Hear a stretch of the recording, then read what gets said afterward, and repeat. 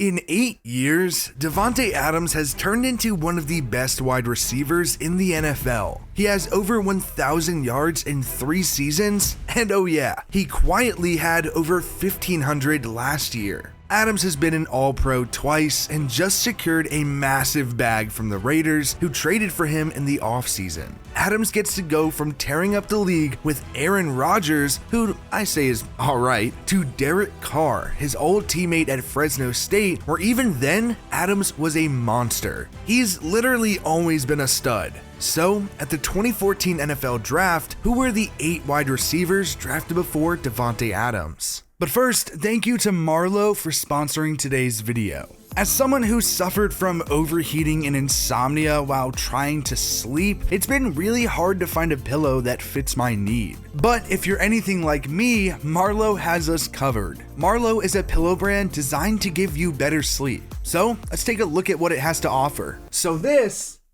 is the Marlow pillow. What's really nice is that Marlow's pillows have an extra chill cooling infused foam built in on the inside, so if you're like me and suffer with overheating while you sleep, that's no longer an issue with this pillow. But for me, one of the biggest reasons why I love this pillow is it gives you the freedom of choice to decide whether or not you want a soft pillow or a firm pillow. And how they do that is this awesome zipper feature. As you see, there are zippers on both corners of this, and you can probably see that I have it opened right now, and that's because I personally like a soft pillow. But if you're not like me and you like a firm pillow, all you have to do is super easy, zip this zipper up on both sides and you have a firm pillow ready to go. Also, what's really nice about Marlow is other adjustable pillows in the past have come with stuff that you have to stuff in and take out, and what's really nice about Marlow is even though there is a zipper feature, there's no mess or fluff that you have to stuff into this thing. Like I said, I have suffered from a plethora of sleeping problems in the past, and I can honestly say it only took me one night with this thing to realize how much it helped. Plus, get this, if you buy 2 pillows, you get 25% off, and if you buy 4 pillows, you get 40% off. That's just a good deal, guys. So if you're looking to get better rest at night, click the link down in the description to get yourself a Marlow pillow and change the way that you sleep.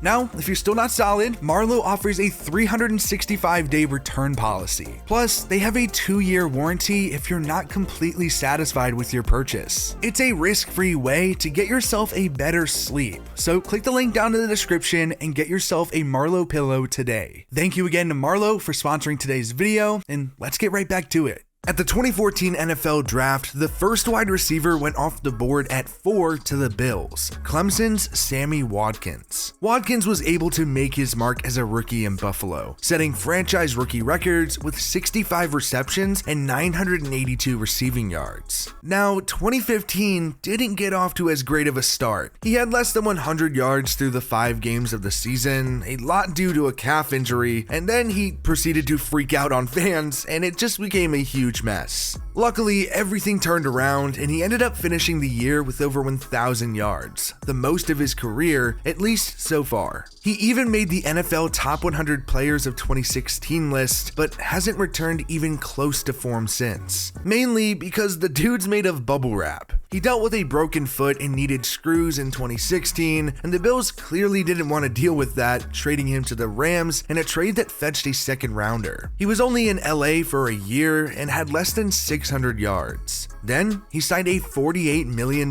deal with the Chiefs and became the king of showing promise for the first few weeks and dominating in fantasy before sucking ass for the rest of the year. Watkins never had more than 700 yards and missed 14 games in 3 years, but did get a Super Bowl ring. Last season, Watkins had less than 400 yards in Baltimore and signed with the Packers this offseason. At 7, Tampa Bay took Mike Evans out of Texas A&M, and damn, he's been producing for the Bucs since he took the field as a rookie, when he set franchise rookie records with 68 receptions, 1,051 yards, and 12 touchdowns. And since, Evan has been the epitome of consistency. He's the only player in NFL history with 8 straight 1,000-yard seasons to start his career, even despite the Buccaneers' offense getting more and more crowded with talent like Chris Chris Godwin, Antonio Brown, and Rob Gronkowski, he stayed consistent and even helped Tampa Bay to a Super Bowl. The best year of his career came in 2018 when Evans had over 1,500 yards. In his 8 seasons in the league, he has 9,300 yards and has only missed 6 career games. The biggest name and most imitated by middle schoolers in backyard football was the 12th pick to the Giants, Odell Beckham Jr. Odell got off the bus from LSU and immediately made an impact in the pros. He was the offensive rookie of the year and made the Pro Bowl. But that wasn't why Odell became so famous. It was the catch. You know the catch I'm talking about. Despite pass interference, diving backwards with full extension of his right hand and only 3 fingers, Odell somehow hauled it in. He became an instant legend and only continued to stud out, making the Pro Bowl and also being named a second-team All-Pro in each of the next 2 years. He had over 1,300 yards in each of his first 3 seasons, but he hasn't returned even close to form since. He was ranked 8th on the NFL Top 100 Players of 2017, but he only played in 4 games and missed 4 more the following season. Then, in quite the shock, the Giants shipped him off to the Browns in a trade that fetched a first-rounder. And I think it's safe to say that things could have gone better. After 1,000 yards in his first year in Cleveland, Odell struggled in 2020 and then was released in 2021 after his father was outraged on social media about how his son was being used on the offense. In November, Odell signed with the Rams and ended up helping LA to a Super Bowl, but he tore his ACL in the process and is currently a free agent.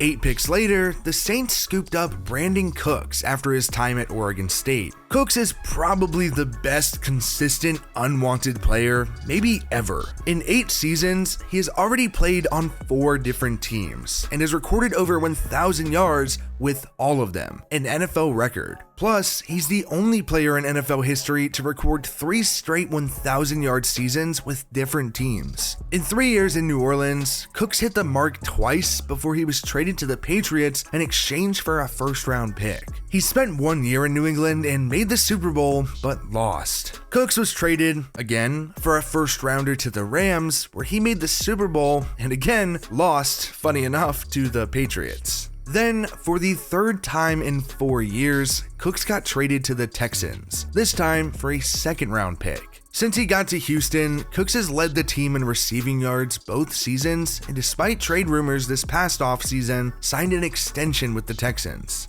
The 5th and final wideout taken in the first round was Kelvin Benjamin from Florida State. The Michelin Man himself had a fantastic rookie year for the Panthers, recording over 1,000 yards, and well, he hasn't done it since. Remember that insane 15-win Panthers team in 2015? Benjamin didn't even play because he tore his ACL in the preseason. He did return to full health and recorded over 900 yards in 2016, and Carolina was even confident enough to exercise his 5th-year option, but then traded him away during the year to the Bills for as high as a 3rd rounder. He tore his meniscus as soon as he got to Buffalo and then struggled in 2018. Actually, I feel like the word struggled is being too generous. The man fucking sucked. The Bills released him during the season because at the time, he had the worst catch rate in the league, 35%, and it had also been pointed out that his effort had decreased. Benjamin finished the year in Kansas City and hasn't played in the NFL since, but did work out as a tight end for the Giants in 2021, but didn't make the team. Early in the 2nd round, Jacksonville took USC's Marquise Lee. He started his rookie year opposite of Allen Robinson, who actually got drafted 22 picks later. Lee had over 400 yards and a relatively solid season, but then in 2015, injuries caused him to miss most of training camp as teammates passed him on the depth chart. In a rough year, Lee had less than 200 yards. But it was about to turn around. Without a doubt, the 2 best seasons of his career came after, recording over 1,500 yards during the span. But then in 2018, Lee missed a season with a knee injury. He only played in 3 games the following year and was released before he signed with the Patriots, only to opt out due to COVID. Last offseason, Lee signed with the 49ers, but was released 4 days later.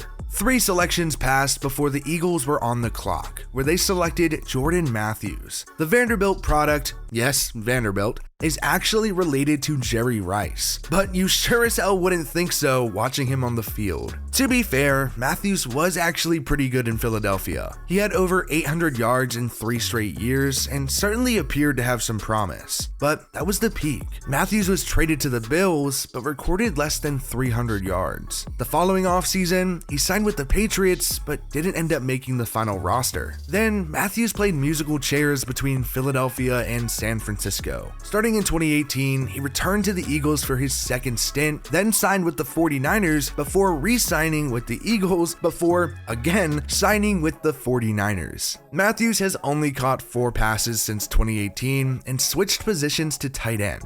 At pick number 45, the Seahawks took Paul Richardson, who was dominant at Colorado when he was healthy at least. Richardson didn't see too much playing time in his rookie year before in the playoffs, he tore his ACL and missed all but 1 game in 2015. He was relatively quiet the next year before finally Richardson broke out. Kind of. He had career highs in literally every stat, over 700 yards and 6 touchdowns. Then he was a free agent and somehow earned a big contract from Washington. In 2 years, Richardson was hurt often and had barely over 500 yards. Washington released him in 2020, and after a quick week stint back in Seattle, he hasn't seen a roster spot since. Much like most of the 8 wide receivers taken ahead of Adams, Richardson fizzled out in the league. Just another mistake that was drafted before Davante Adams.